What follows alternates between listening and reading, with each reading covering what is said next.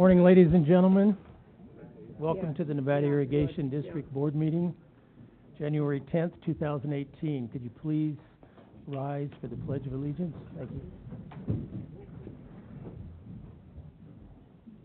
I pledge allegiance to the flag of the United States of America and to the republic for which it stands, one nation, under God, indivisible, with liberty and justice for all. Thank you. In case you haven't noticed, we have a new board chair, and thank you. Thank you. My name is William Morbeck, and again, thank you for coming. First item here, we're going to be on public comment. I'd like to talk a little bit about public comment, my view of it. First off, I would like the public to, when they come up to comment, to direct their comments to the board, not to the audience and not to the staff or the management. Secondly, once you direct your comments to the board, I would like you to keep within the subject matter jurisdiction of the district. And sometimes that's difficult to explain, but I think essentially it's what our powers are and what we can do something about. And I hope that your comments are not too broad, that you go into areas that we really have no jurisdiction over. And the rationale behind that is your time is valuable and our time is valuable, management time is valuable. But so I like to have a business meeting that moves along, and it's not, I don't want it to move so fast that you aren't provided your rights to speak. So I will err on your right to speak, but I ask for your cooperation in keeping it within the confines of our subject matter jurisdiction. And if you have any question about that, you can really look to our website and see exactly what we are doing. And that's essentially what our subject matter jurisdiction is. And that's consistent with our policy, and it's also consistent with the Brown Act.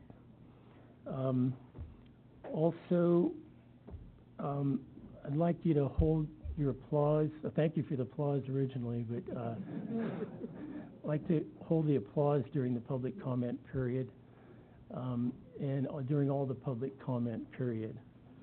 And I have to finally, I think that's pretty much it.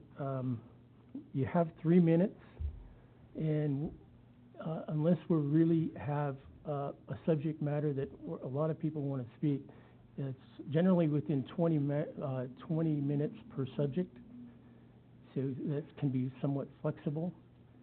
And keep in mind that when you do provide your public comment, that it's the requirement, it's our policy, and it's also the requirement of the Brown Act that we not comment on your comment, because then it opens up to items that are not agendized. So if we don't say anything, it's not that we're being rude or anything, it's just that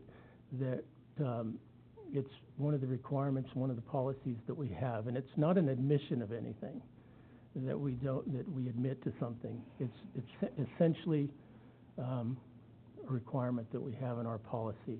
So we may be able to answer simple questions, but for the most part, we won't be commenting during your public comment. So with that, I open up public comment for anyone that wants to speak. You have 3 minutes, and I have it looks like this heck here. I've got this little gizmo here. Ready for the timer? You're on the air. Thank you. Good morning. Welcome to 2018, and congratulations, Director Morbeck. We all look forward to your chairmanship. Thank you. I have the same problem with that. You have the same problem? No, with the timer. remote. I haven't been a problem yet. I was mesmerized by what you were saying. I got you timed, Rick. Okay, thank you so much. You want to start over? No, this is fine, because my request is simple and short. It is to remove the warrants from the consent agenda. I have a very specific question about the warrants, and so I'm asking if we can remove the warrants from the consent agenda so that the public can comment, those who may have questions about it. That's it. Thank you. Okay, duly noted. You want to take her time, or? You have to just give me a little second here while I figure this whole thing out.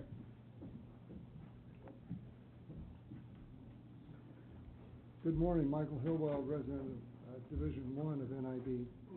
First, Happy New Year and best wishes to our new chairman. Thank you. At the December 13 board meeting, I brought to the board's attention the article in the December 10 Sacramento Bee concerning dam safety. NID was included in the article for its failure to replace a valve found to be faulty in 2014. According to the state report, which is linked to the article and signed by NID staff, it was due to be replaced by November 2017, and it was not. The board approved replacement of the valve at the November 8, 2017 meeting. Installation will be in late 2018 or early 2019, according to the NID commitment. At the December 13 meeting, staff reported to the board that the delay posed no operational problems. This was in response to a query from Director Drew and discussion among the board members. In fact, it had caused a violation on November 10 of 2017 of Article 34 of the Yuba Bear license, as attested to in a letter to FERC on December 21. The staff did not mention this violation in its report to the board. Despite the violation, board and staff members minimized the failure to move more quickly on this item in your discussion, and I watched that tape last night to confirm that. Regardless of whether this omission was intentional or oversight, it's another example of NID non-transparency, and it further undermines any trust the public has in NID, its directors and staff. I urge you to do better in 2018, to be transparent in conducting the business of the district, and to provide the public with all the information that it's entitled to have. Thank you. Thank you.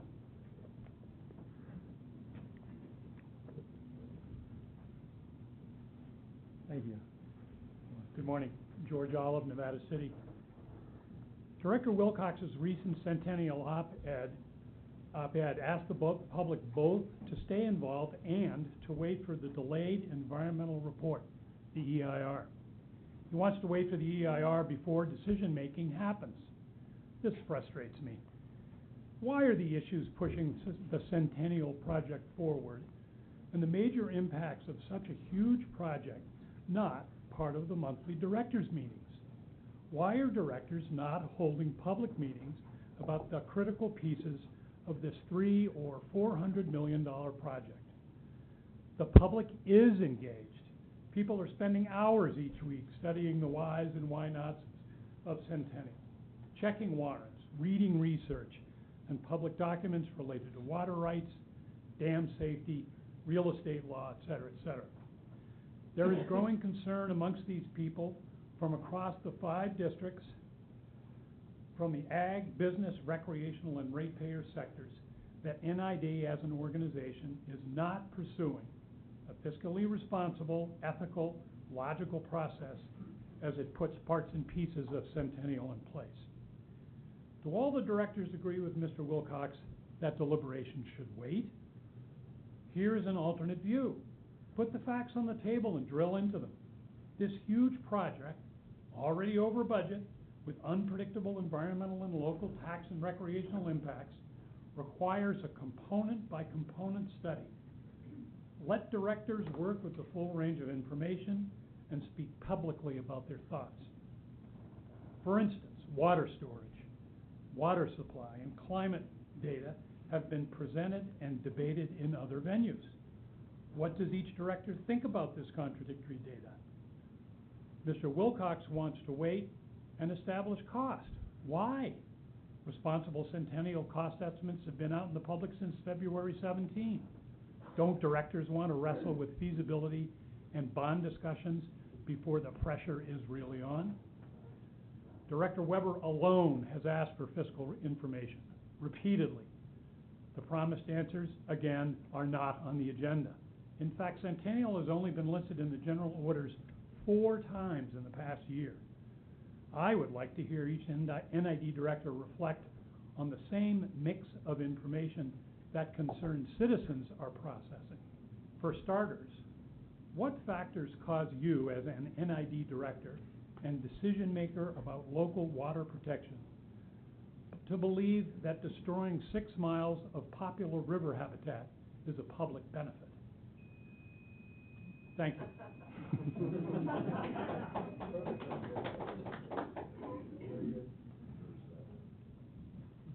Marin Woodward, Grass Valley.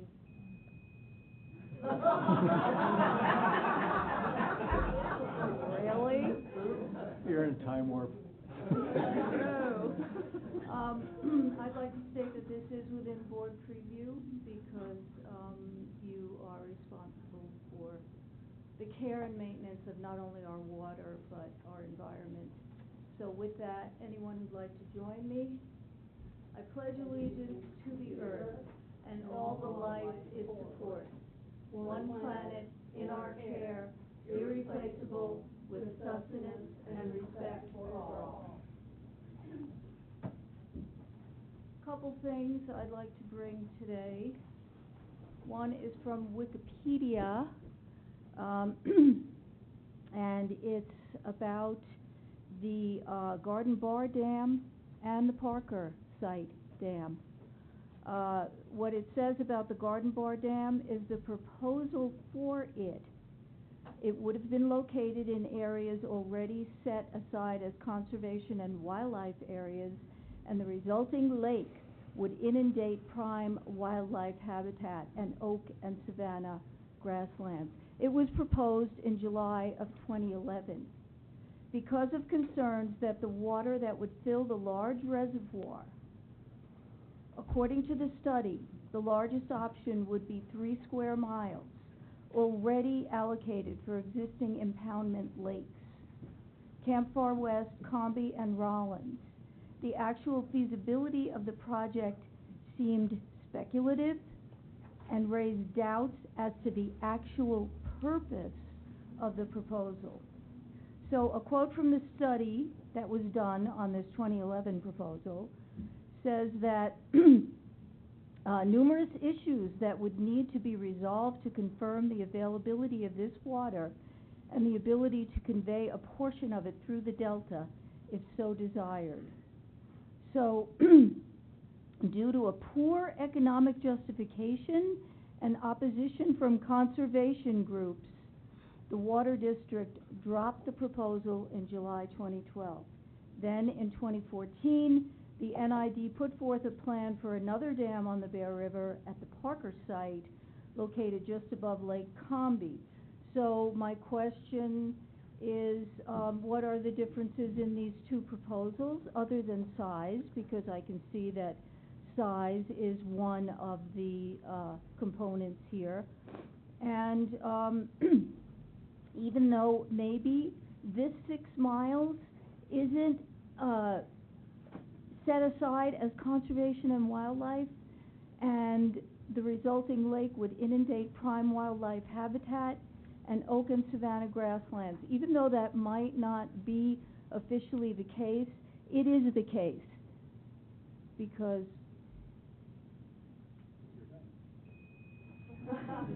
thank you. Thank you.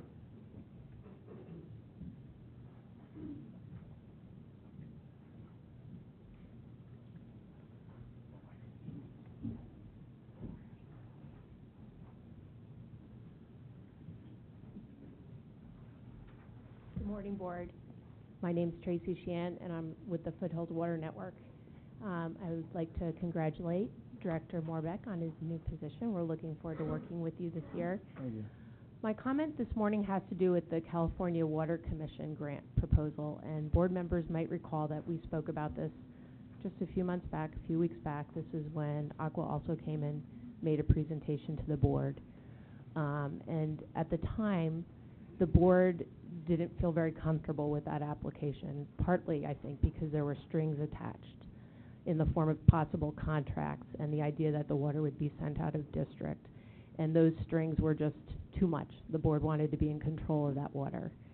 And now we're learning there are actually more strings attached to that proposal, and I want to make sure the board is understanding that and hearing about that as we look more into the proposal. And one piece of that is that the ecosystem benefits that the board or that NID has applied for Centennial and the recreational benefits require a cost share. So in that proposal, NID has proposed to create 200 acres of wetlands, and that's the ecosystem benefit that has been applied for. And that ecosystem benefit, that proposal requires a cost share. So I urge the board to consider, I know that that proposal was not popular, thinking about, sorry, that required cost share. Is that something that you're ready to commit to? It's just something to think about. Thank you for your time and consideration. Yeah.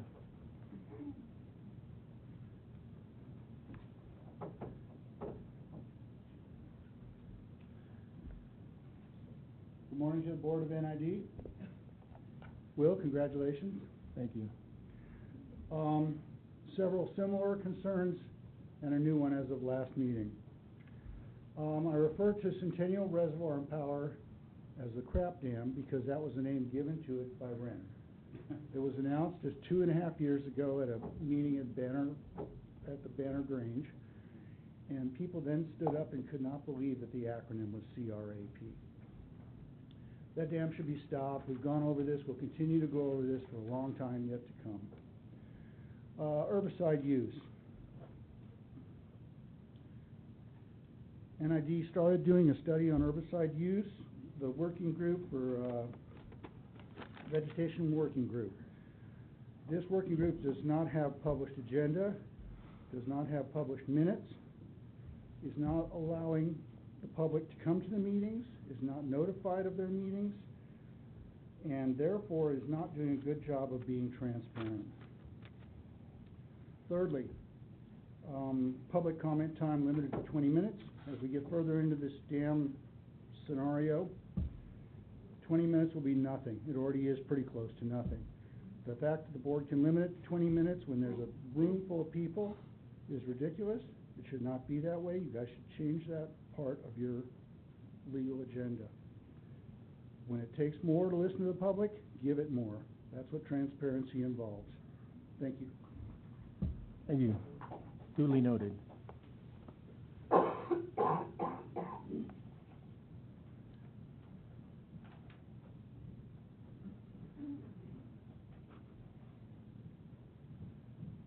If anybody else wants to speak, they can get over here so we don't have that delay in time.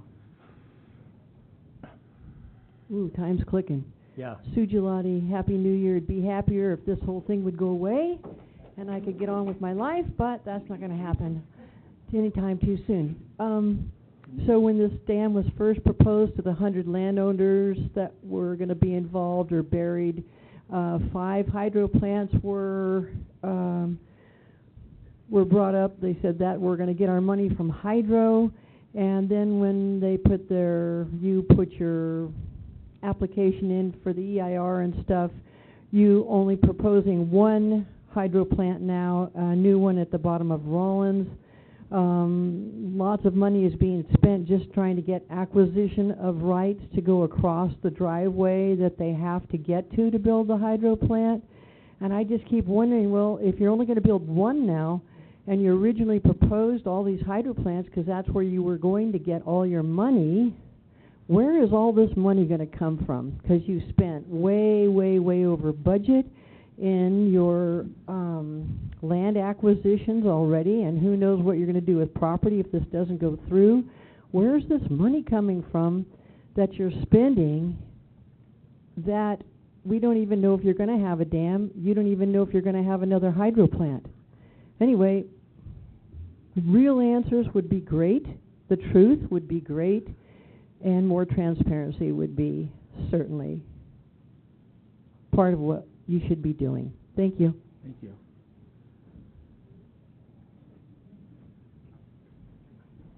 Good morning. My name is Jonathan Keene. I'm a resident of District 5 and an NID customer. Happy New Year and congratulations to our new president. I wanted to echo some of the things that Mr. Olive said earlier about it is, to me, really surprising that the issue of the Centennial Dam's not on the agenda at all today. It seems like pretty surprising that it wouldn't be on the agenda every day, and I kind of agree with him that what better place is there to discuss it than right here in this room with you guys. The one issue that I wanted to mention today has to do with conservation. And I read, Mr. Wilcox, I read your article in the paper today. One suggestion, or I can't remember, didn't bring it with me, but talked about that one of the possible ways to save water that needs to be quantified is conservation. And I do see that you've got a nice big banner up here about conservation. I wanted to make a point, though, that when I get my bill every month, there's no mention anywhere in the bill about water conservation.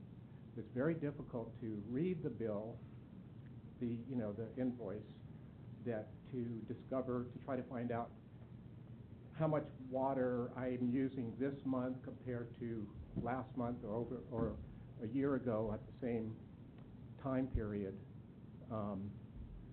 And it's surprising that there's not more of an emphasis on conservation right now with NID for its customers like me. I have a good friend who has a rental in Paradise, California, where he's got they have a small water district there. They have a system set up where if there's any, in real time, if there's any overage, I mean, for instance, he got a text, and because his water was being used only a period of 4 hours at a high rate. And this is just a part of their system. This is the way they have it set up. They texted him. He was able to call his tenant. Sure enough, he found a leak down in the basement and was able to call a plumber and have it fixed within a matter of hours. And I'm surprised that NID doesn't have something similar set up right now. It's a great way to save money for its customers. Anyway, just an idea.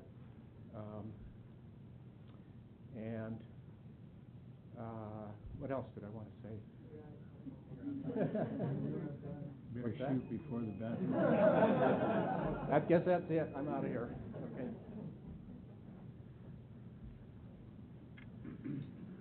Richard Thomas, a resident of the unincorporated area around Nevada City and a raw water customer. A couple of things today. First of all, congratulations to Mr. Morbeck, and as well as congratulations, a thank you.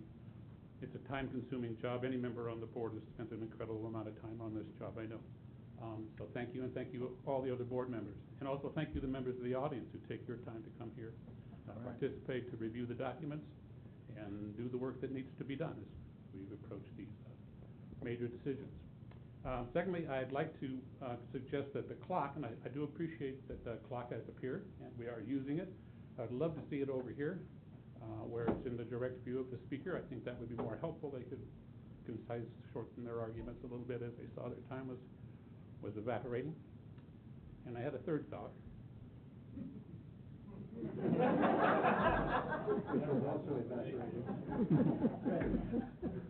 Betsy Lombard, Nevada City. I had a radio show on KVMR. I'm a DJ, and I had a chance to sub for the morning show December 21st, and I had Nicole Ragland, Marin Lipowitz, and Diana Suarez in talking about this issue. For some reason, the Facebook post that I put up in regards to my show got 1,500 views. And my show, being a morning show, even though I was a sub, I'm sure we have 7,000 people listening. I got many calls. This is a topic that people are very concerned with, very interested in. Thank you very much.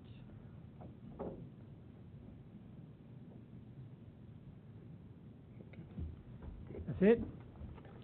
Okay, one public comment. we had a request for pulling the warrants. If we could do that. Consent agenda? we pull the warrant. Okay. Okay, so we'll pull the warrants and, I don't hear a second. Second. May I also say, I had questions about the warrants that I sent in on Monday, and I don't have answers yet. So I have several questions about the warrants. It may have come through on my iPad, Rim. Yeah, I'm sorry. I didn't get enough, I'm sorry, I would've. Okay. Well, with that, Mr. President, motion to approve the consent agenda absent item 2. Second. have a motion and second. Roll call. Division 1? Aye. Division 2? Aye. Division 3, who is absent. Yeah, Division 5? Aye. Division 4? Aye.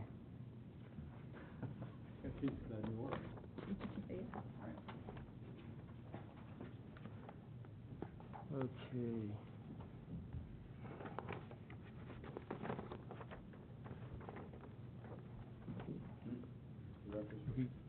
You want to come up with a question? Sure. Well, Yeah. No, hold on. Well, the directors are first. I Okay, think go it'd ahead. be helpful to get answers to these before we discuss the warrants as a board, if we could delay it till later in the meeting. Then you better ask your questions. You should ask the questions first.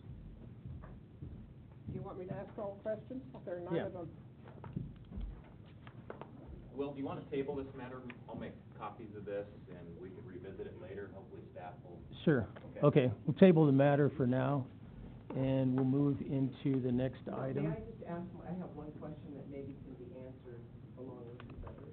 Is Go that ahead. possible? Sure, go ahead.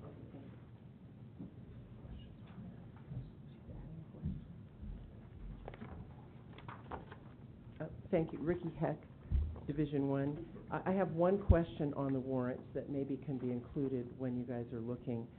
And that is the total amount that you are reporting spent on Centennial for 2017 was $3,663,908. Your budget for Centennial for 2017 was $3,000,005. So this is $163,000 and change over the budget. The question I have is, where is the money coming from? What budget category are you going to have to take that additional $163,000 from in order to bring the Centennial amounts that were spent in line with the budget? So it's over budget. Where's the money coming from? That's my question. Thank you. Ricky, where's that in the warrant? It's on the, if you add up all of the warrants paid through 2017, and then you look at page 4 of 8 of the balances, which I have here, and I'll hand this to you so you can see it. It shows across, January through December 17, the year-to-date total is $3,663,908, and the budget for 2017 was $3,500. Thank you. Okay, so we're going to table that and move to the next item, which is the special orders recognition of employees. This Chip, you're starting?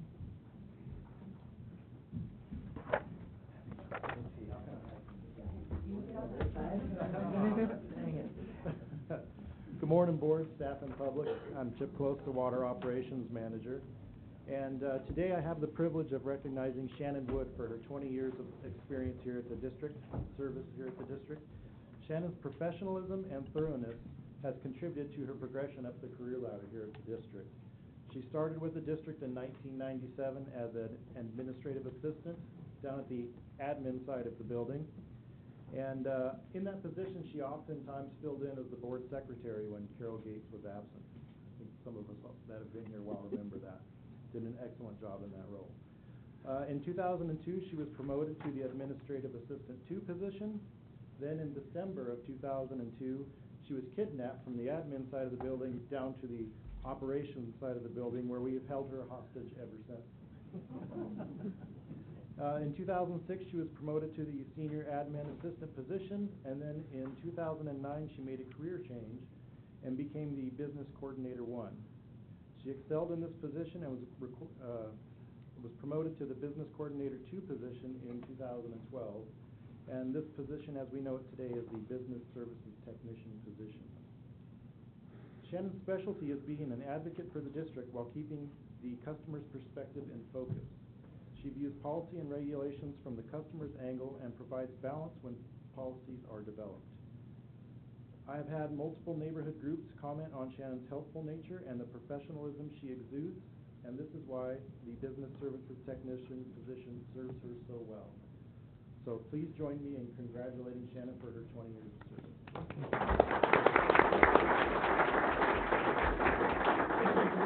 Will, can I say something? Will, Yeah. can I say something? Sure, go ahead. I'd also like Director Weber's going to to speak. thank Shannon for all of the effort that she's made to get water lines extended in the district. She is a person I could send people to and know that she's going to handle the situation well, fairly, competently. I appreciate you. Thank you. Okay, who's next? Equipment operator?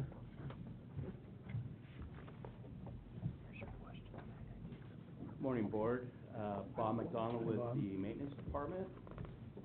Today I have the honor of acknowledging Brian Mester, who's hiding from the camera on this side, apparently. So Brian came to the district in September of 1997 with experience from Harwell Natural Gas Pumping as well as BP Landscaping, where he had already acquired a QAC, a Qualified Applicator certification. Brian started as a Vegetation Control Worker 1 and then was promoted in 1990 to the position of Vegetation Control Worker 2 by acquiring the additional state certifications for that position. During this time, the Vegetation Department, Brian, and a couple of the other employees on that crew would go out and help with the leveling of berms that had acquired material from that winter's canal maintenance cleaning. That took place in the spring, and that allowed Brian to develop some of his current skills where he's running heavy equipment. It also continued his knowledge of the district. In October of 2005, Brian was then promoted to his current position as an equipment operator working out of the Gold Hill Yard for the placer crew. Brian has been a part of that yard's development with new employees, as well as broadening his own skill sets with the scope of work that the placer yard can be challenged with. Brian's prior and current positions have exposed him to so much of the district, Nevada, Placer, Yuba counties, that Brian has been able to support projects in the maintenance department in many various locations and already comes with a lot of the knowledge of access for getting equipment in and out, and also tends to know some of the subject matter or the issues that we need to deal with along those canals. Brian also resides close to the Nevada County Yard and continues to help with the efficiency of the department by starting or ending his day, if necessary, in this yard, cutting down on the running back and forth, if you will, to the 2 yards, picking up parts, dropping off equipment as the mechanics may need. So that is a big efficiency and blessing to the department. I personally appreciate the attitude demonstrated not only by Brian, but from the whole Gold Hill Yard with their ability to adjust with their day, their schedule, and their personnel to make these things happen.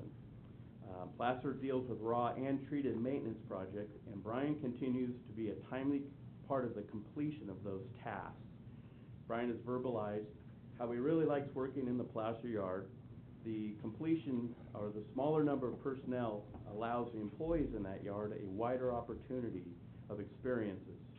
Brian's been dedicated and delivered 20 years of service to the maintenance department, from the vegetation to equipment operation, and has brought a lot of skills that he brought with to the district and has developed at the district. So Brian, I do personally thank you for all of your help. There really are a lot of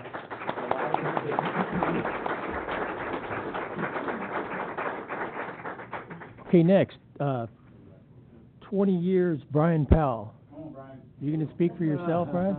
So there was this time. Good morning, board and public. Rem Scherzinger, General Manager, Nevada Irrigation District. I'm here this morning to celebrate 20 years of service given to the district by Brian Powell. This was done in 2 sections.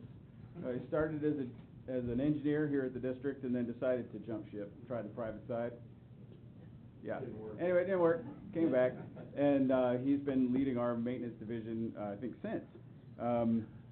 He's willing to do the hard work for the district, and it's something that I truly appreciate. And something that people don't know about it is that Brian, since I've gotten here, I don't even know who was before that, but Brian is our primary in terms of when the alarms go off at the district. Brian always is the one that they call, and he has to show up. So it can be homeless people sleeping on our lot. It can be deer running through the laser system. It can be random ornaments inside the building that call police and fire to the building at all God's hours, even sometimes multiple times in the evening.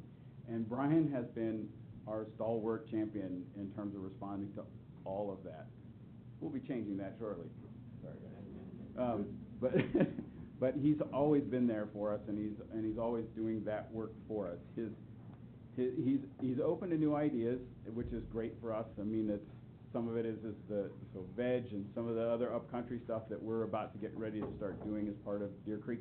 Brian's really been at the front of that, trying to get the right personnel, make sure that we have the right maintenance facility set up and the like, so that when we do acquire those assets, that maintenance is ready to go.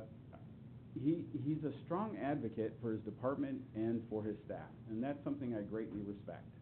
When there is need, when there is difficulty, when there is communication required, Brian is willing to step into that arena and advocate for his folks, and that is really a great thing for a manager and for a department, because it means that there's cohesiveness amongst the many. He is, with that, I think, truly a stabilizing force in the management team. He continues to find that middle ground for all 9 of us as we meet on Mondays and talk about the issues that face the district on a weekly basis.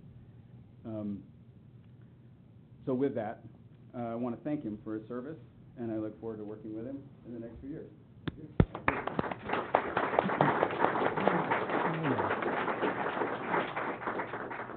Thank you, Brian, for all the help you've given us, too, at the meetings that I attend with you.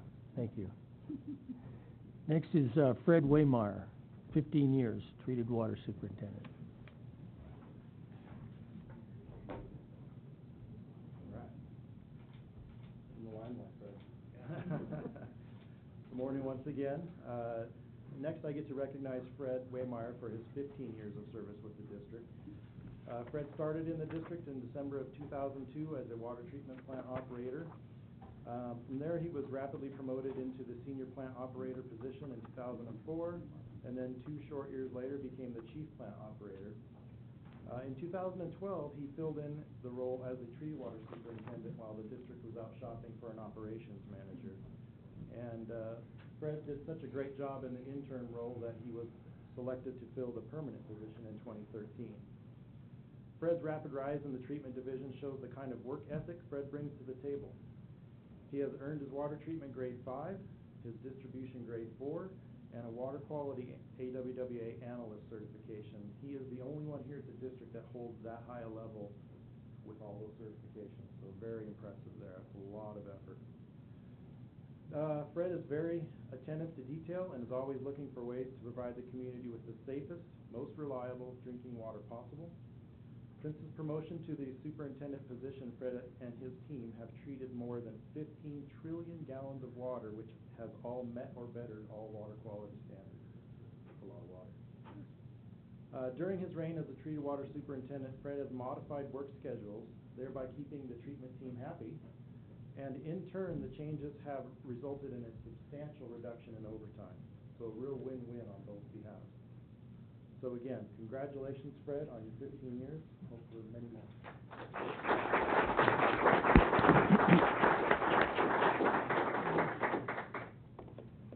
Next, Catherine Gunther, 10 years, management assistant. Good morning, board, staff, members of the public. It's my pleasure today to congratulate Kate Gunther on her 10 years with the district. Kate began here as a temp in early 2007, and she became a regular employee later that year and became the senior records clerk later in that year. She has been a management assistant since 2012. Kate continually demonstrates that she is an asset to the district. She is dependable, produces quality work, and is open to new ideas, and is a great team player. She has also played a valuable role in implementing the district's new document storage system, which went into place in 2017. Kate enjoys the challenge of transitioning from endless paper to digital records. After 10 years, still enjoying it. She learned early on the significance of the district to our local history, and she loves any excuse to go digging through historical documents and photos. In addition to her positive demeanor, ability to prioritize projects, and to lead the workflow in central files, Kate also brings a festive flair to the office, always decorating her department and making it a festive and fun place to work. Kate has made many friends here at the district and plays bunco with some, and some she has now as crafting buddies, and we sometimes get to see their crafts when she decorates the office, so that's kind of fun. Kate takes advantage of the lovely lakes in the district, and one of her favorite things to do is taking her kayak out early in the morning at Scotts Flat Lake. Congratulations, Kate, on your 10 years with the district, and thank you so much for all you do.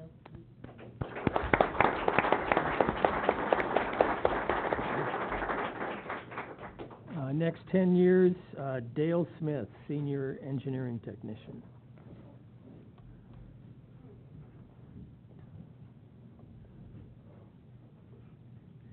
Good morning, board, public, and staff. It's my honor to present Dale Smith his 10-year award. Dale is our senior engineering tech in the encroachment section. He is out in the public day in, day out, working to solve our culverts and working on those issues and items that are very difficult to handle. Dale was hired in 2007 as a drafting technician 1, then he's promoted in 2010 to drafting technician 2. In 2012 through 2013, he actually volunteered, or we volunteered him, to become a construction inspector on the Lower Cascade, Banner Cascade project in an effort to try to keep the project moving. 2013, we promoted him into senior engineering tech for the encroachment section, and he's the lead in the encroachment section. Dale is a very excellent employee, dependable, reliable, honest, and hardworking. In his off times, Dale enjoys flying, kayaking, and working on his house. I wasn't supposed to mention that Robin has a list. And we've enjoyed Dale's efforts over the last 10 years, and I very much enjoy Dale being in the department. I thank you very much for your 10 years,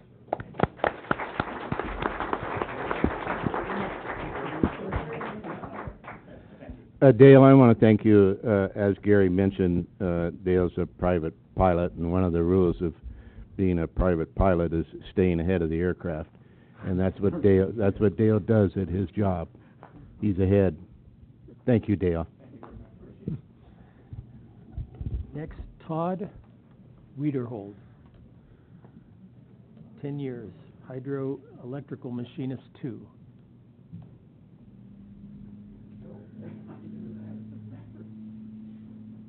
All right, good morning, board, staff, and members of the public. My name is Kean Summers. I'm the hydroelectric manager. I'm here to talk a little bit about Todd and his 10 years of service.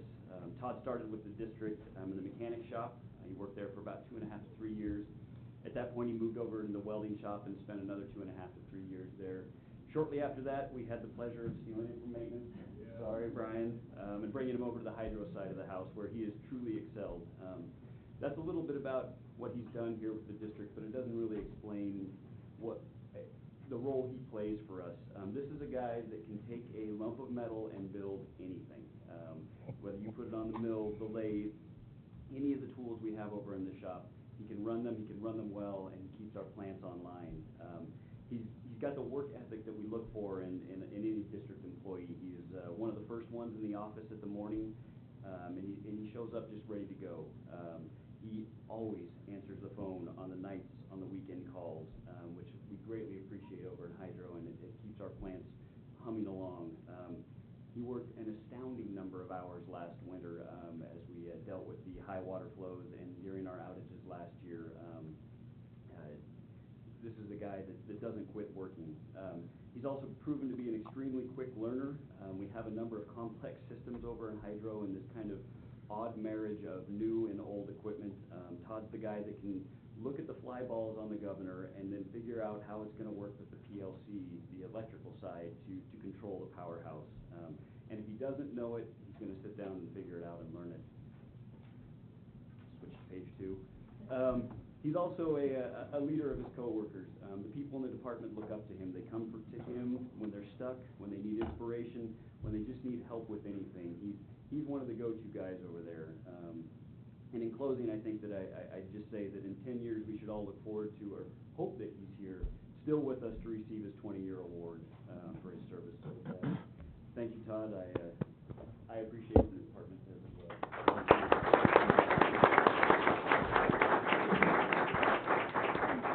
By the way, I like that shirt.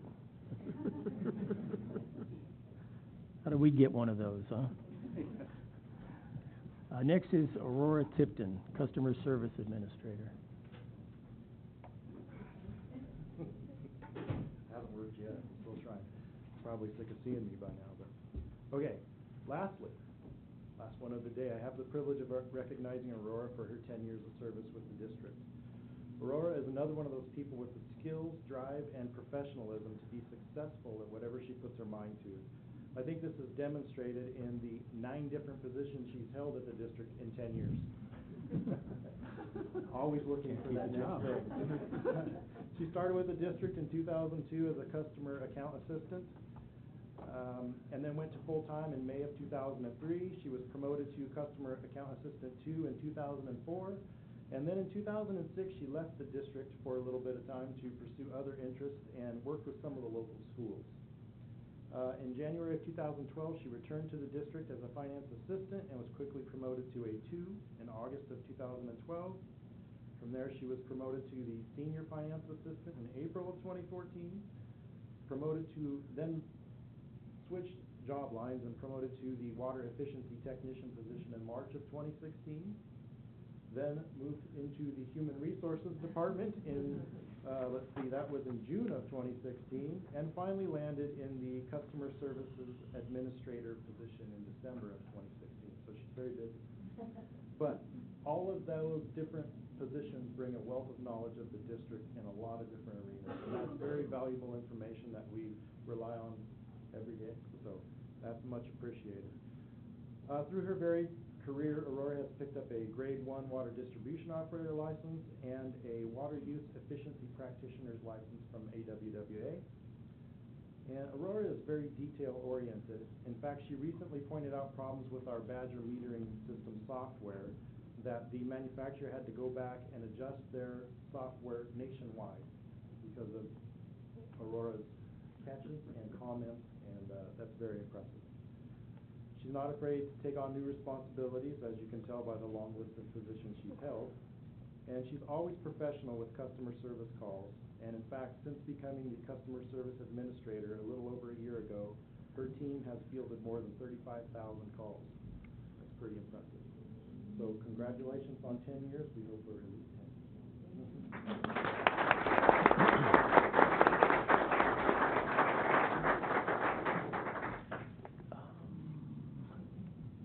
I guess we could go back to the tabled motion. We don't have answers yet. Director Oh, you don't Morbeck, have? So staff is working on the Oh, answers. okay. So let's move to general orders. I guess Janice up next. Rescinding the benefit donation policy. Good morning, everyone. Jana Kolakowski, Human Resources Manager, here to ask the board to adopt Resolution 2018-01 to rescind the benefit donation policy. We've reviewed the policy. It's quite old, dated back to 1987, amended in 1990. Recommend to rescind it since it's outdated and rarely used. And we did recently offer through our negotiations and final contract with AFSCME to add a short-term disability plan that could help in some situations where this might be needed. We had over 50% enrollment. In fact, 120 employees have enrolled in the short-term disability plan, which was better than we expected. We did bring some concerns, but nothing that was earth-shattering, just more of a recognition, as we do here, that still in a catastrophic or truly needy situation, that an employee can appeal or talk with the department manager, HR manager, general manager, about how they can possibly get assistance in the case of a catastrophic injury or illness. Our own sick leave accrual formula and employees' abilities to accrue sick days is fairly generous, and definitely comparable with other water districts and even in private industry, of about 12 sick days per year. So many employees have quite a healthy bank if they've been here for a while. So with the new short-term disability plan, this rarely used policy, I'd ask the board to adopt a resolution to rescind the benefit donation policy. Okay. Is there any discussion on that? No? Discussion? Yeah, I'm a little bit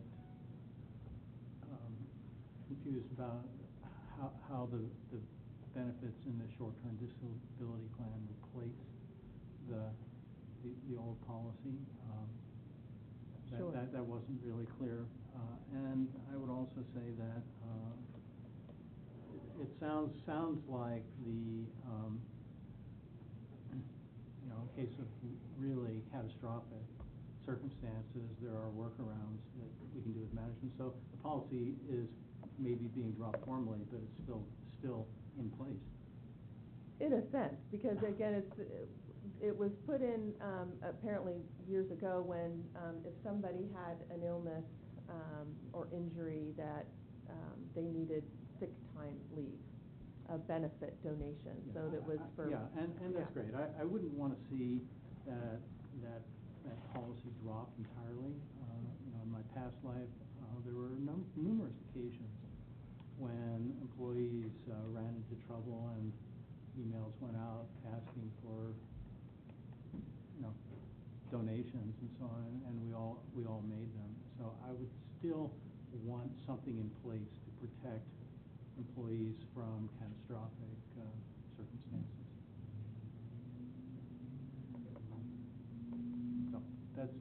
So that's my general feeling. Would you like us to draft a new policy, or well, is the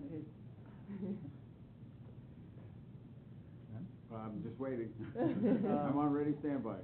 Yeah, it seems like it's going from a formal policy to just an informal policy. It seems like there should be some recognition in the policy that management can, on a case-by-case basis, make accommodations for long-term, truly catastrophic circumstances. That's in the text on the agenda item. Department manager and human resources manager can review the need, and if necessary, they can make that adjustment for the employee. Okay.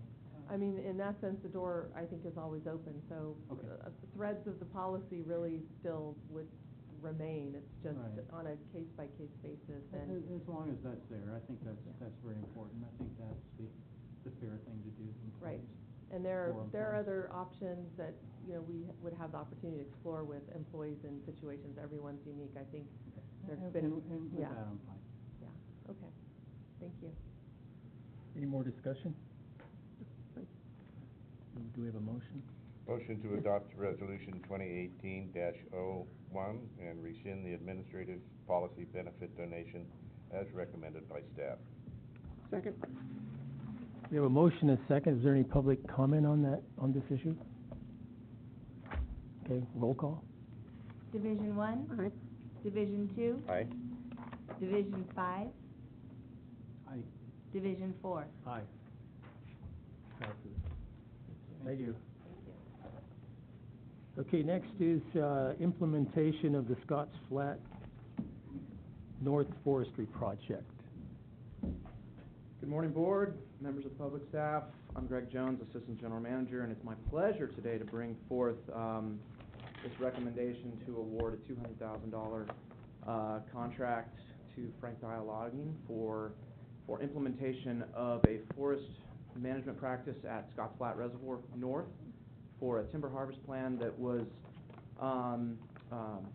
conducted and approved by the board in 2013.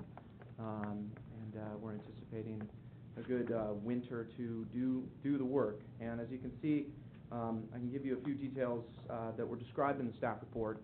The north edge of Scotts Flat Reservoir along our property boundaries within campgrounds 1 and 2, as well as a couple other facilities that were identified in the timber harvest plan around the east side, northeast side of Scotts Flat, were identified as overgrown, high fire danger.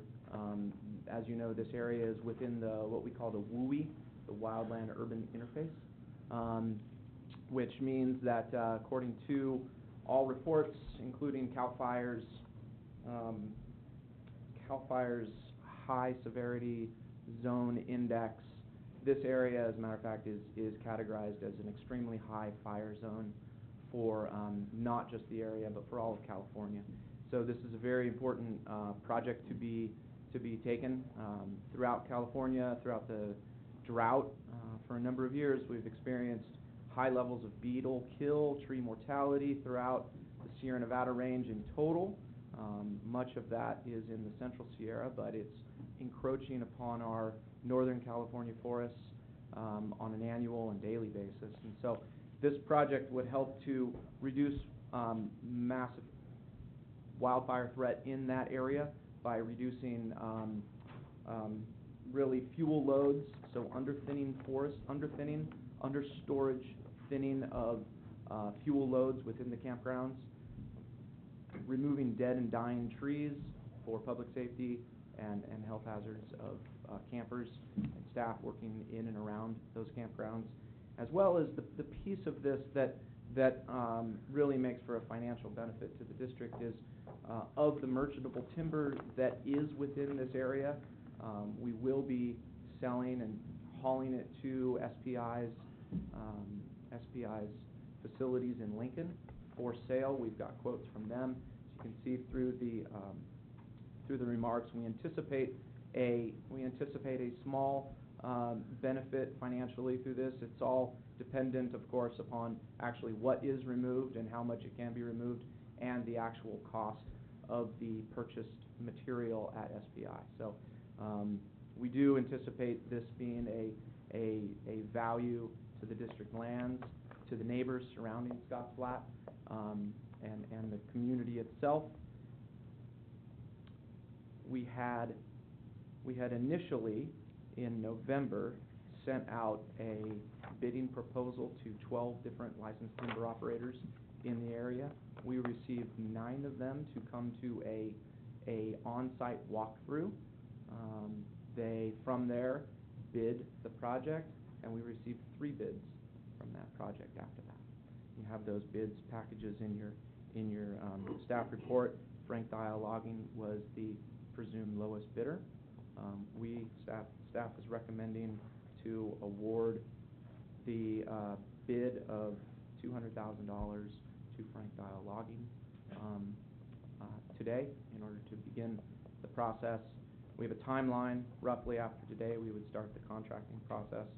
We will have a site walkthrough hopefully in the next week with local neighborhood residents and community members discussing the truck traffic, the logging noise restrictions that are incumbent upon this project through the Timber Harvest Plan, which is a CEQA validated document. And then we anticipate and we hope to start work towards the end of January 22nd. Any questions? Go ahead. There are pieces of information that I got from NASA this morning because I stopped by her office that are important to people who've had any experience working with forestry projects. So this is sort of the nuts and bolts and business of it. But in terms of environmentally appropriate behaviors, activities, diversity of species, preserving that, preserving multi-age trees, and NASA verified that that is part of the plan. But I think it's important for people to know that it's just not a business deal, but it also is an environmental deal. So expanding this report to include that would have been helpful. 60% canopy. What about the cleanup? I didn't ask Nasa this. What's the plan for what you do with the slash? Good morning, I'm Nasa King. I'm the Watershed Resources Planner here at the district. The project will, Director Weber, it's very much focused on taking an ecological approach to the forestry goals. The material that will be cut will be very carefully walked by myself, by our forester, as well as with our timber operator. The slash material will be chipped and spread on site largely, and there are forest benefits from the distribution of that material. Some of the material will be hauled off to biomass facilities because the site can absorb only so much chip. You don't want to go any deeper than 6 inches, say. The trees, there's a whole system of felling trees so that you leave the trees that remain in a healthy, undamaged condition. That's right in the front of our planning for this project and how we're strategizing. It's in an environmentally sensitive area with creeks and the lake or reservoir front. That's all very clear. We're marking everything. I'm not sure. I think you've hit most of it. Also, it's important that neighbors in that area have contacted me over the years, and I have experienced 2 previous loggings. One problem that occurred a couple of times was that stumps as high as 2 feet were left. It looked like a wasteland as you drove along a road. There have been problems with the slash being cleaned up. Okay. And of course, there's the potential for erosion, so I hope they're going to do water bars or something, which is kind of a basic practice, I think. Absolutely. All the forest practices rules would be met as well. But stump height, we've already been very clear about the project specs specifically, which includes stump height, which include the gradient or the slope that anything mechanical can be brought onto, or it would trigger bringing in hand crews and a much softer touch, a lighter impact on the soil. The neighborhood, we have a letter already drafted that will be sent out to the community, and they'd be invited to do a site walk. We video pre-project conditions and also post-project conditions. And we've already heard from a number of local residents. Monica has received phone calls. We've been in communication with some of the neighbors already. Great. I know neighbors will appreciate the fire prevention especially. It's a wonderful, important project, and the forest really needs it, so we're looking forward to it. Thank you. I have a question, Nasa. Who determines, is it just Kevin Whitlock that determines which trees are to be cut, the markings, or is it you in concert with him? He and I have gone out, and what we've already done is walked the site many times. The more you're there, the longer you're there, you really see the existing forest community in terms of the species diversity and the needs of the site. He will go in front of the operator and mark every tree over a certain diameter. I don't know if it's 12 inches that is to be taken. You only mark those to be taken. The rest are to be left, and operations are to protect the trees that are to remain. So he will mark every tree, and he alternates between the art and science of forestry. He's incredible at what he does, and actually we've recommended dial logging. Yes, they are the low bidder, but they've done prior work for us in 2017 that was phenomenal. It really was at a standard that left the forest in very good condition, and we're approaching this as being a really important project for us. And the $515 that's per million board feet, FOB. So in forestry, the M is 1,000. Oh, wait a They minute. have their own language and their own Oh, units. M is 1,000? Yes. Sorry. So it's per 1,000 board feet. And that's the FOB, the mill, the freight is paid, we have to pay the freight to the mill. Yeah, well, and so the units are determined by what is received at the mill. Right. And, Okay. and then. Yeah, I get it. That's cost to the mill. What's that? That's cost, including cost to the mill. That's Yeah. delivered. Right. Yeah. Okay. FOB Lincoln, I get it. Anybody else? No, good. I would just add that, I heard on the news that 13 people died yesterday in mudslides in Southern California. They were triggered by these heavy rains, falling on lands that had just burned down there. And so we have a duty to protect our facilities, in a case of catastrophic wildfire. So we have a duty to make our lands, as fire safe as can be. Simply, well, for many reasons, but to protect our facilities. So this is a good project. Yeah, I agree. One final thing I wanted to mention is that the additional funding, so nuts and bolts, the additional funding that would come out of the project would go right back into the Watershed Resources Program within the district in order to expand upon this work in the future in other portions. Sure. So, good job. Yeah. We have a motion? I move for the. Okay, go ahead. Move for the approval of the Scotts Flat North Forestry Project, awarding a contract to Frank Dial Logging in the amount of $200,000 to implement forest practices on district-owned properties at Scotts Flat Reservoir, and authorize the general manager to execute the necessary documents. Second. Motion and second, roll call, please. Division 1? I know. Wait, just a minute, we've got. Oh. Go ahead. Sorry. I was gonna do it afterwards, but it's okay. Doesn't the public comment come Before the vote? Yeah, sorry. I hope. Anyway, my name is Sid Brown, and I... Give Will a break. Of course. Welcome, Will. Congratulations. Thanks for the welcome. My name is Sid Brown. I live in Nevada City.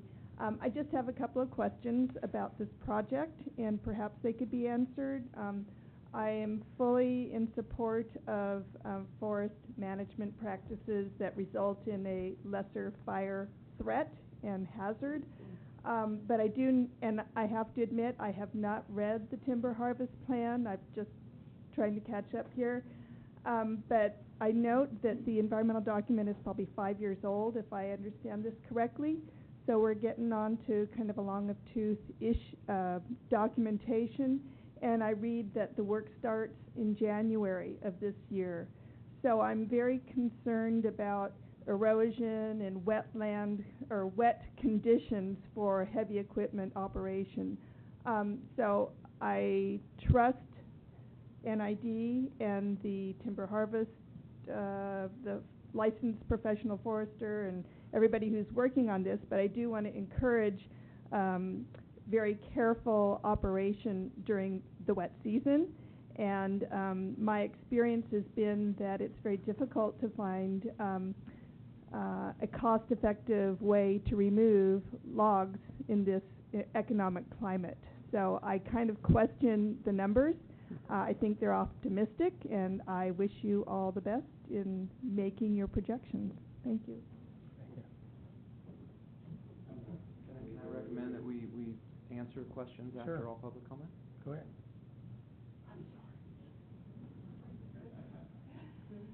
Good morning, board, staff and public. Joanne Drummond, Executive Director with the Fire Safe Council of Nevada County. I'd like to support the project. It is contained within the footprint of our Community Wildfire Protection Plan, adopting the National Cohesive Strategy for Wildfire Mitigation.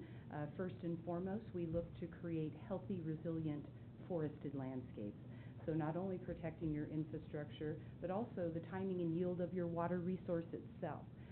We also, in the second leg of the National Cohesive Strategy, is fire-adapted communities. Therefore, we have a number of growing fire-wise communities in our area. Cascade Shores, as well as the Friends of Banner Mountain, are both recognized fire-wise communities that are very close to the projects that you've been doing. And third in that leg is a quick, effective fire suppression response. And we all know with our Joint Powers Agreement and the amazing firefighters we have in Nevada County, that base is covered. So also commend you on the project that you implemented last year on the east side of Cascade Shores, much to the benefit of the Firewise community. It was called out in their Firewise hazard assessment as one of the biggest issues facing their community. So we certainly appreciate you responding to that information and implementing these projects. Thank you so much. Thank you. Just a minute, can you get your boots off of the upholstery? People sit there. Richard Thomas, Nevada City, raw water customer. As I listened to the discussion, I just had these questions in my mind, and the last question was finally answered, that the bid price from Frank Dow was his delivery price to the mill. So then I wondered what the rest of the financial arrangement was, and I finally scrolled down. Not everybody in the public has access to the documents, and there's an estimated net gain for the district of that $40,000. So $200,000 estimated cost. Estimated sale price of the timber is $240,000, with a net gain to the district of $40,000. Just information.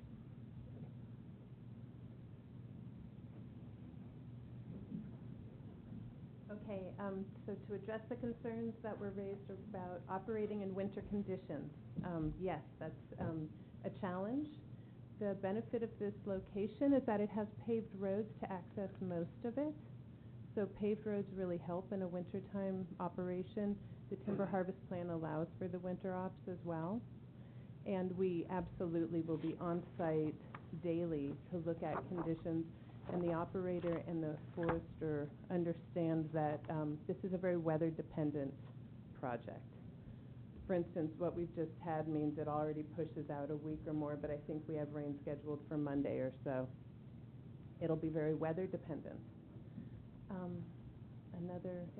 Joanne brought up the work on the Pasquale Road side. Thank you for doing that. What we're trying to construct here is a cross-canyon fuels break. This makes the area more fire resilient, in that if a wind-driven event, as we've recently seen in Sonoma County, comes up through Deer Creek Canyon, this is a place where the understory fuels are removed, where the tree canopies won't be touching, so the fire will hopefully, if it's already at the canopy level, drop down, is how it's referred to. And it becomes a place where there's a chance to address the fire, slow it down. So that's one of our project goals. And water supply benefits, I think, were brought up also by Joanne, which there are water supply benefits. The Nature Conservancy and others, since 2010 or so, but in 2015, the Nature Conservancy really put forward a very nice summary document looking at current literature focused on forest practices and water supply benefits. And there's a clear relationship between the two. In fact, they say it's a linear relationship. The slope of that line is not always clear, but when you thin a forest, you know you will have a positive effect on the water supply that comes through that system. And that's a secondary benefit, but right now the fire risk to our region and the human health hazards of trees that are dying on a daily or weekly basis are really what's pushing us forward. Did you have something to say, Greg? Do you have any other questions? No. Anybody else have any questions? You stand with us? No, First and fine. second? Aye. Okay, roll call. Division 1? Aye. Division 2? Aye. Division 5? Aye. Division 4? Aye. Thank you.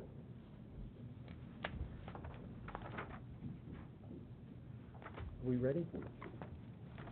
Ready? I believe so, yes. Okay, so we're going to open back up the consent agenda, the issue of the warrants.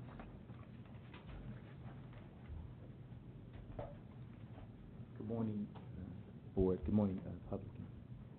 Marvin, Finance Director. We will walk through the questions, Director Weber, and see if we can answer them. We might have to call up, for some of the details, might have to call up the engineering manager, because some of the contracts, we couldn't see the language as abbreviations, so we can address those. For the first two warrants, 84027 and 83898, we discovered that those warrants are dealing with contract retentions, and as I've discovered that the way we are dispersing contract retention, we're going to have to make a change to that, because when we disperse the expense for a contract, we will associate the project number with it. But what our system was doing was that when we hold back a portion for retention, and then when we release that retention, the retention wasn't catching the project number. The problem that I have is that there are all of these that have no project, 4 of them. Well, some of them are not associated with the project. Right. Some of them aren't. They should not be. But the first 2, 84027 and 83898, should be associated with the project. But when we released the retention, it didn't grab that project number. So we have to adjust how that when we were told retention, that when we release that retention, it does get associated with that project. So in the future? Yes. Can you make an effort, please, to yes. get the project numbers on each one of these? Sure. I mean, it's really kind of a, I'm sorry, crapshoot when you're sitting as a director without intimate knowledge of what's going on. And so I know a lot of the purveyors, and so, and I know some of the projects, and I'm trying to piece it together.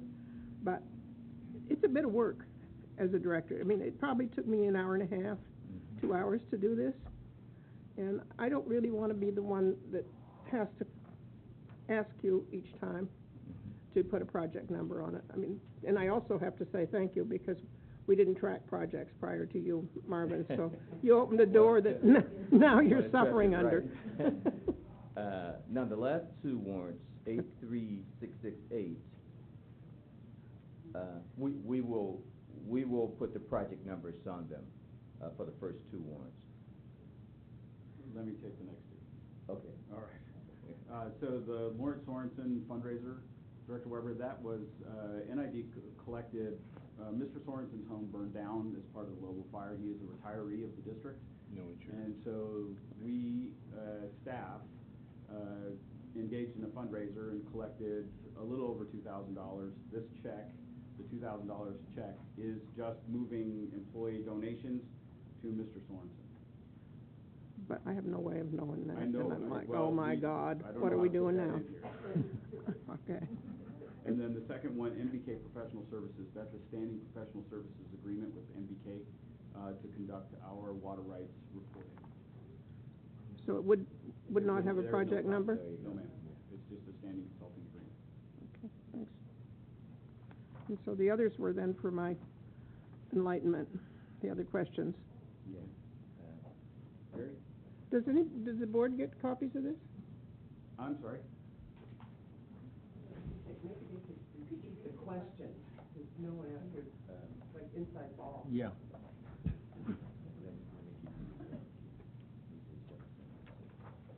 So now we're talking about page 7, check number 83776, BT Consulting, raw water intertie with PCWA.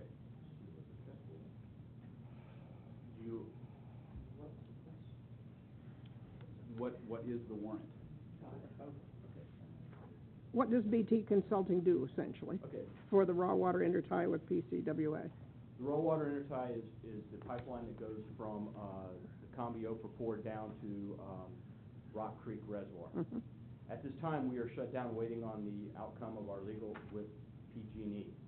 This is stormwater management and watching for our permits with the state.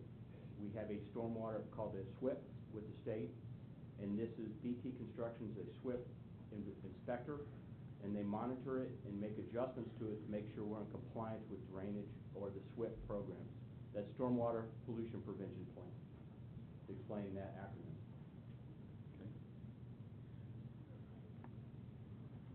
You want to go on to the next one then? Which one?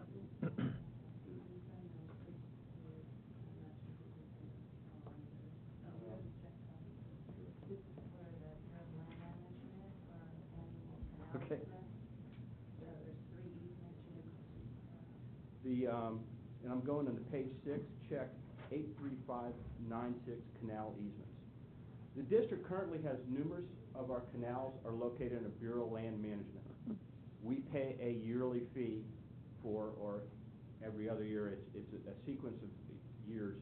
We pay what would be called a lease for our to be on there. We pay the Bureau of Land Management to be on the property with our canals. That is, since there's a lot of BLM properties, that's the issue they have. Is it? Okay, thank you. And then page 25, check number 83550. Good, I will let Greg handle it. Oh, there you are. Okay, Greg? Yeah, so this one is the one where we did property taxes on the hometown, and the one that we remitted to the property tax settlement. We collected only the properties, and then subsequently we were registered as an escrow. But that check never went through. It went through, but it hasn't been cashed because it's going to be voided by. Gonna be voided. But that was for. Yep, okay. So this check in the amount of $600.45 was for, when we purchased one of our properties for this, for Centennial on 21030 Home Camp Road, with those, with that purchase through escrow, NID was credited an amount of past tax due from the property owner. And so that went through the escrow account in the amount of $645. NID passed that money back to the county for payment of those past due taxes. Since NID is a nonprofit, we don't pay those taxes. That's what we did. And so the remainder of the portion of those back taxes from the point where NID closed escrow to the remainder of those taxes were not due. So we tried to pay this money back to the county. They refused that check because they cannot accept a partial payment of taxes. I think the total was $1,235 or something like that. So it was roughly half. They sent that check back to us, and we're in the process of voiding it. It was never cashed, essentially. So that's what that is for. And again, I think, was it part of the project? Yeah. Thank you. Does that help? Thank you. And That's the last. Yeah. So this is Director Weber's question. Director Weber's question's been addressed, right? No, sir. Okay. So Director Weber has one following question, and that will also address the text question as well. Okay. This is regarding the Centennial expenditures that are about $3.6 million associated with a budget of $3.5 million. At the time the budget is approved, there are outstanding encumbrances associated with the projects. Some of them go back a year, some of them go back 2 years. So when we set the budget, we're anticipating what we would spend annually by 3.5. However, during the year, all of those contracts will still be paid, right? So what we've done is when the board approves the budget, the board is also approving me to record budget adjustments for outstanding encumbrances. If once you review your monthly reports, as you review your monthly reports, I'm going to make this a little clearer that the actual budget for Centennial now is $3.5 million plus $1.3 million. Those $1.3 million are outstanding encumbrances. Some go back 2 years. So in that regard, it's not over budget. In fact, at the end of the year, the budget, the actual expenditures is probably going to be about $4.2 million. And so, for projects that span more than one fiscal year, you have to account for them in this manner.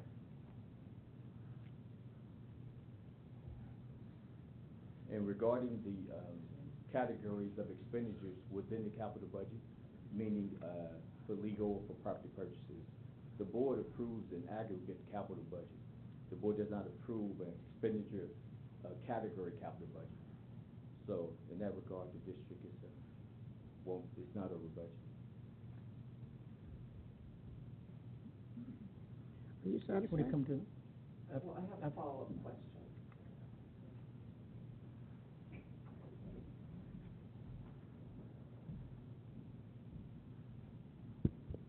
Thank you. Ricky Heck, Division 1. So, I understand if you've got expenses that carry over, you know, I get that. But then in 2016, your budget was $4,500,000, and your expenses were $4,825,000. So you had, you know, and then also in the preceding years, in 2015 and 2014, you had overages. So there was, gosh, I want to say about $1,700,000 to up to $2 million that was in aggregate over the budgeted amounts for 2014, 15, 16, and 17. So I'm puzzled as to, you know, you set these, you know, how can you respond to that? I mean, I don't get it. Maybe you can enlighten me. But, you know, you've been over every single year. Well, not yet. Excuse me, thank you. So Marvin, what part of this is going to be covered by the audit that we're about to conduct? I was about to mention that the audit itself is going to bring out all the budget adjustments that the board was not looking at. We don't want to confuse the board with terms of budget adjustment carryovers, but we're going to bring all of that out so you can see that the budget adjustments any particular year increase the budget, as well as they reduce the prior year's budget because they're not spent. So as a whole, the project is spending 5 years. So as cash is being spent in each year, some cash relates to the prior year. So you got to increase that budget amendment for that current year. But when you look at that project for a 5-year period, if you look at all the budget was approved and all the expenditures that were approved on an aggregate basis, it should not be over budget. If it is, then obviously it's a true over budget. And it is. But the audit is going to examine that. I'm not sure all the questions are going to be answered right now.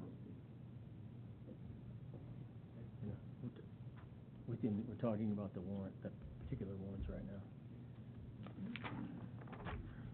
Any more comments about the warrants? Yes, specifically about this agenda item. Michael Hillwell, Division 1 resident. At your, I believe, December meeting, you modified the policy concerning the items on the NID agenda. And one of the actions you took was to put warrants down on the consent agenda. At that time, I commented to the board, and I will reiterate my comment. I believe that since this item gets pulled routinely, it should not go on the consent agenda. It should be under general orders, so that these sorts of questions are easy to entertain and staff is prepared to respond to them. So I would urge you to take another look at that policy and put warrants under general orders rather than consent. Obviously, the public wants to know how the money's being spent, and your staff ends up responding to it, and you as board members ask questions. So let's put it on as a general order rather than a consent item. Thank you. Duly noted, thank you. Chill. Richard Thomas, and looking down that list of warrants, there's a lot of it you just kind of nod, but I got to one that I just have to ask, and maybe it should be after hours. But warrant number 90330, not after hours, but after the board meeting, 90330 and 90362 show that somehow through the State Board of Equalization, through the State of Oklahoma agency, the district made 2 payments of $132.92, and the stated reason was child support PR 724 and child support PR 725, and that caught my attention. I don't know that we can identify the person. No. The district is required to, there are certain employees where the district is required to forward child support to. Yeah. There's some. I think we've answered all of it, right? Yeah. Any more comment from the public? No? Any more public comment? Okay, so I entertain a motion to approve the warrants and also the minutes from December 13th. No, we got that. Okay. So motion to approve the warrants. Second. Roll call. Division 1? Aye. Division 2? Aye. Division 5? Aye. Division 4. Aye. General Manager's report. Good morning, Board, Board Public. My pleasure to report to the Board that NID currently has 217,909 acre-feet in storage. We are at 134% of average with 81% of capacity. That number is relatively flat. Hopefully this storm set will help us a little bit in terms of our storage capacity. We're essentially in the grips of a El Nino-ish, and unfortunately for us, our history is either 50% wet, 50% dry. So we'll see how the spring weighs out. Our 2017 conservation number was 15% over our 2013 value. We saw a lot of good conservation in the beginning of the season.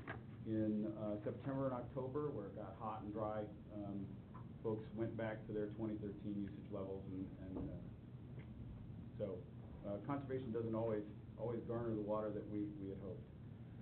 At Bowman, our lake precip currently is at 30.82 inches, which is 106% of average, but the snowpack is clearly behind schedule. I'm also pleased to report that our condemnation actions with PG&E regarding the Bowman Canal between Fuller and Spalding Powerhouse 3 have been resolved. Both parties have come to agreement, and NID will pay the roughly $10,000 to acquire our canal, as well as the rights to the roads to facilitate that work.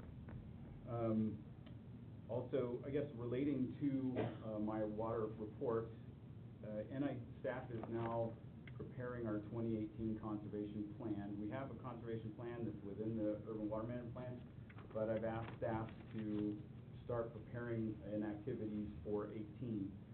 That's just as a prep to what happens if the months continue to be relatively dry.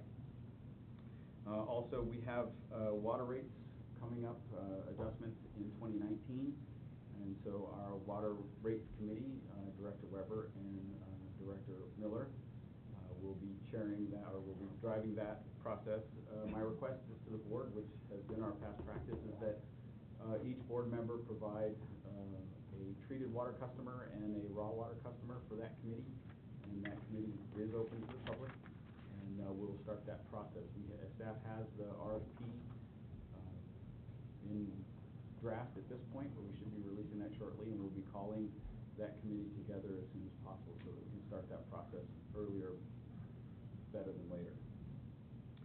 Also, something that came up yesterday, the board has asked on a number of occasions that we find a way to help farmers or our ag customers, our farm customers, finance a portion of the NRCS grant program, which I may have this a little bit wrong, but the farmer is required to put up cash for a quarter of the improvement. And so we've touched base with NRCS a number of times to try to start that activity through them. Given the turnover of staff and other issues, we haven't been able to get that program off the ground.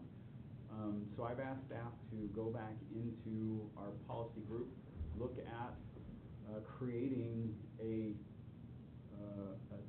loan program similar to our term payment agreement and similar to the DFWLE program that would allow ag customers to come in and bring forward a water conservation project so that we can show benefit, and then we would loan an aggregate sum to help support them to be able to get these other grants and provide the lift. Because otherwise, these folks are having to come up with considerable amounts of money if we want them to really engage in some significant system improvements to cause real conservation for our ag customers. So it's important, and we'll be reporting that out through committees as we move forward.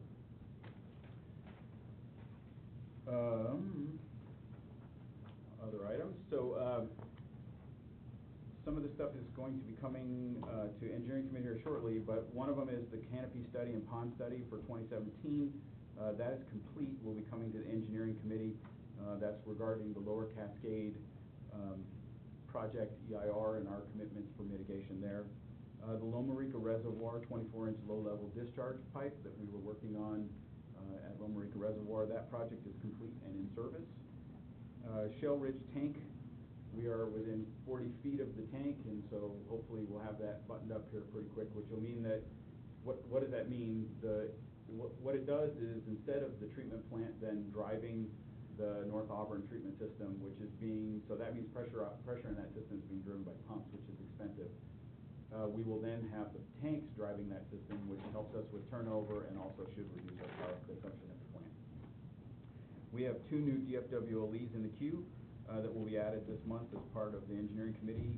That'll be Table Meadows Phase 2 and a Loma Rica Drive group. So we have one, I believe Loma Rica Drive's in Division 1.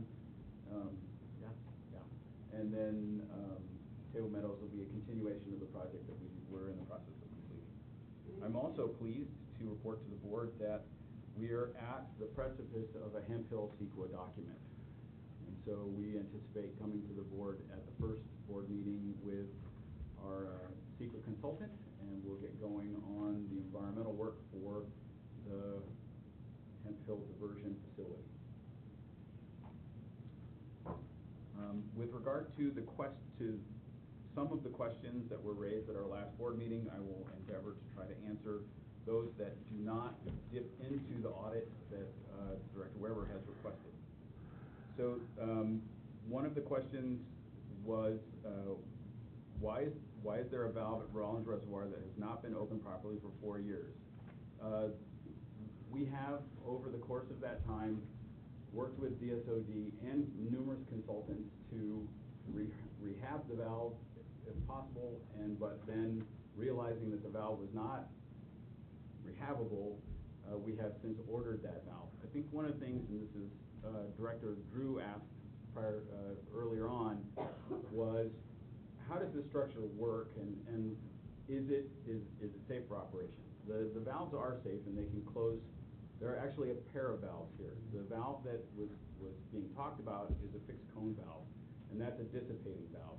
Upstream of that valve is a butterfly valve that's called a guard valve, and that valve can close and safe so that we can operate one or the other. Both of these valves have in-hand operation, so should the remote control fail for these valves, we can put these valves in in-hand operation.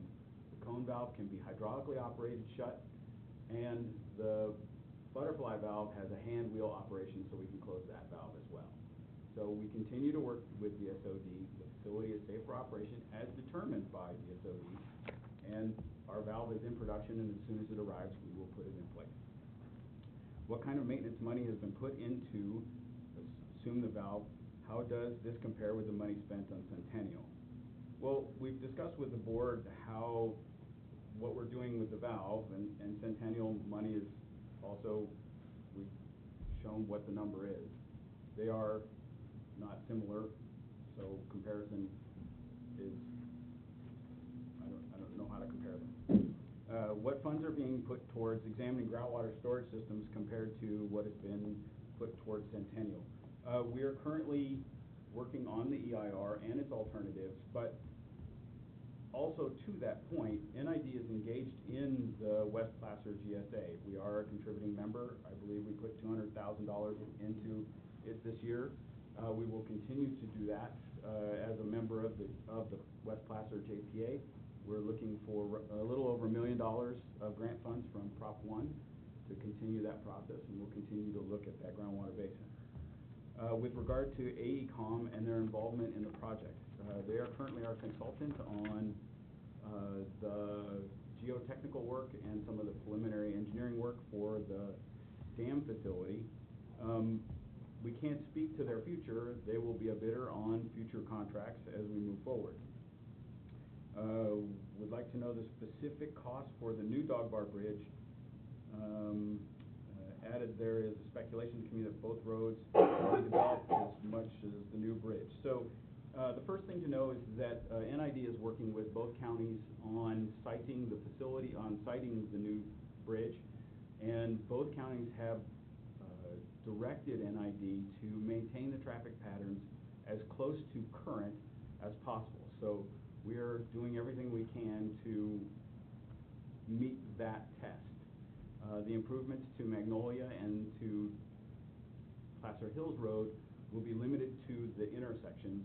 The current price, the current project cost estimate with engineering and O&M plus bringing it current in terms of time, right now we believe is right around $6.5 to $6.6 million. Were the people whose properties were purchased required to sign a non-disclosure agreement? The answer is no. Reasons for the delay on the EIR. Well, there are a number of competing projects that staff are trying to work on at this point. We have the raw water master plan that we're working on. We're working on the SOI. We also have internal to the EIR. We are working now with all 3 tribal groups in an AB 52 process, so that is causing additional time that needed. Our alternatives are requiring additional work on the part of the consultant.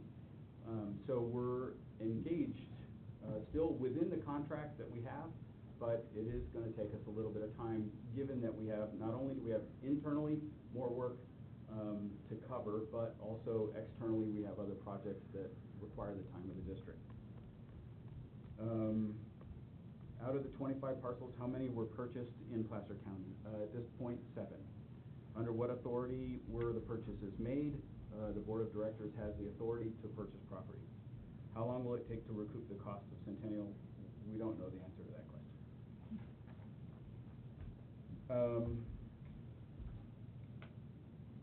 That's all the paper I have in front of me. Thank you very much. Thank you, Rem. Direct. Do you have questions right now from the public? No. Do public comment next time, or write a letter. Comment on general manager statements? No, it's in public comment. You can write a letter or call in, but we're not going to have public comment on. We're not going to have public comment on the general manager's report. He missed some of the questions that were brought up the last week. This is everything that we have currently. So the board secretary went through the board meeting, pulled all the questions that were not related to the financing or within the audit components of the Centennial project. So that will all come out as part of the audit. Mr. President. Director Drew, go ahead. I think the way through this is for this gentleman to bring his questions to the next board meeting under public comment, and they can be addressed then. That's what I did. It's okay, Mike. It's in the Board of Directors items reports. I don't Director have Weber? any activities except I am meddling because I'm on the rates, and I'm very concerned that if we raise the rates to ag users, the negative response is horrendous. So I am way behind REM on working with RCD to do some kind of an equip program or something to get equipment in place that would allow for savings, money savings to ag people for conservation measures. So I think this is, Nick and I worked on this one other time when we were on rates and it didn't go forward. But starting now, early this year, I think it's important. So when you choose people, other board members, to represent your area, please be sure you choose people, as I'm going to try to do, that will attend meetings and speak for the community, because I did go back and get some minutes from a previous effort to raise the ag rates pretty extensively, and I think there were probably 18 or 20 pages of comments. I learned a lot from it. We really need to prepare the ag community because it affects their income. It's a little different than paying your water bill. So I'm just promoting, that's all.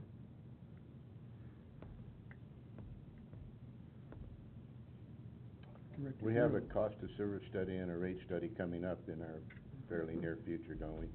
That's correct. Okay. That's the only comment I have. Director Wilcox. I have two things. First of all, Monday, Rem and I traveled to Sacramento. The purpose of that was to meet with Grant Davis, who is the director of the Department of Water Resources. Grant is well known to both of us. Rem used to be a colleague of Grant, and I used to be his boss. However, Grant had a family emergency and was unable to meet with us. Consequently, we met with his deputy director in charge of integrated water management, whose name is Eric Koch. We met with him. We wanted to talk about a variety of subjects. Right off, we were told that the DOR was not able to discuss the Centennial Project with us. On advice of DWR's counsel, they were told not to discuss that project because DWR is providing technical assistance to the California Water Commission on the storage projects, and so they will not talk to us, and they won't talk to any of you either. So just remember that that this is a forbidden subject for DWR. There are a number of other issues that we were there to discuss, and we discussed those, and DWR, I think, will be as cooperative as they can be on our mercury removal program, and other things. Also, since Eric is the deputy director in charge of integrated water management, we talked to him about trying to get more money for CABIN. Those are the things we talked about. So that's just in the vein of public disclosure of what went on.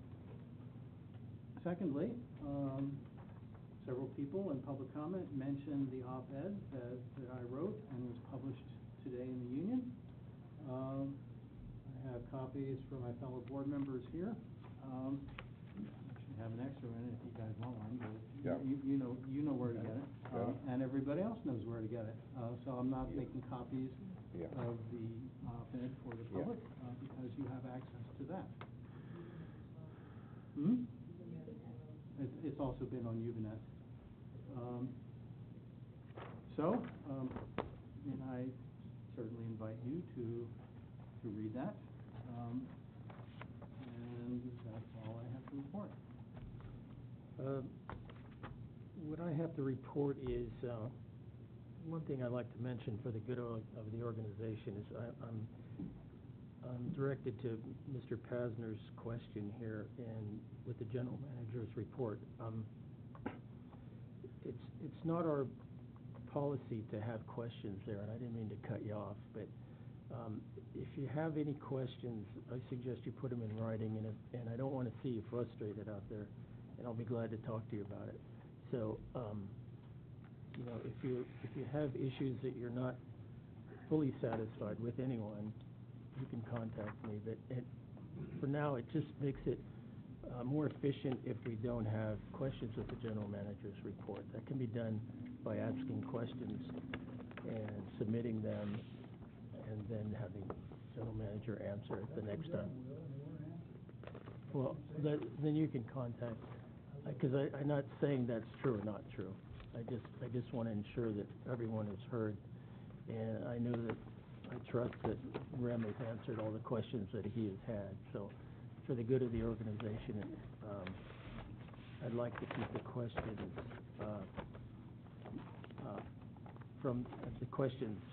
for the general manager a week ahead, so that have the proper time to respond. And again, I'd be glad to talk to you. Other than that, is there any public comment on items to be considered in closed session? Okay, so we'll close open. Correct? Start the closed session. It's 11:18. We are returning to open session. Mr. Cooper, will you provide the help?